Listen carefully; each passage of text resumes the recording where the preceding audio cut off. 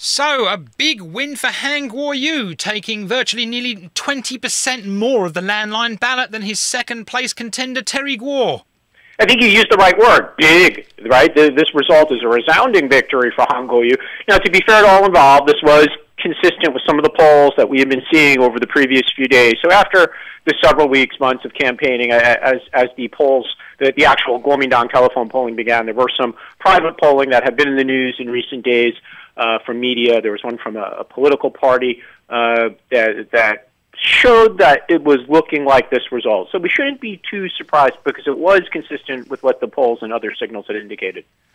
Right, and of course, now we come to the question of vice presidential candidates and who's going to want to work with Kuo-yu.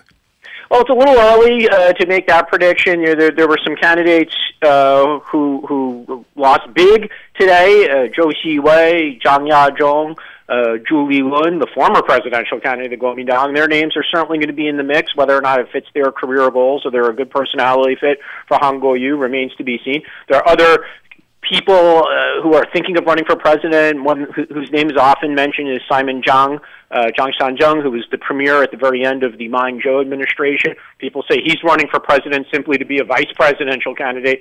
So there are a number of the obvious names, and like in previous elections, there's probably a whole bunch of people we haven't even thought of yet who aren't necessarily famous, who eventually are going to be in the news as potential running mates for Kuo-yu. But there's also the issue of Kuo-yu's personality, some will call it his populist style of campaigning, and who would want to be part of that ticket.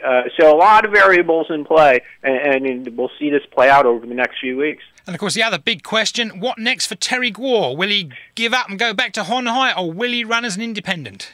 Well, the big development this morning was the sudden cancellation of his media appearance. So initially, his team had said that he would meet with the media to discuss the results. And again, that was already at a time when there was anticipation that he was not going to win, because that was the signals from preceding few days and weeks of polling.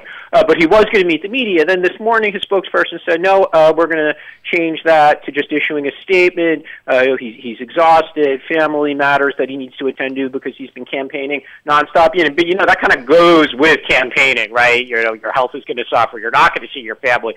So it was a bit of an odd excuse. Nobody is buying it in the public, right? This has been interpreted as meaning that Mr. Guo is going to discuss with his advisors what his next move is and whether or not, as many people speculate, he'll run as a non-party affiliated and independent candidate.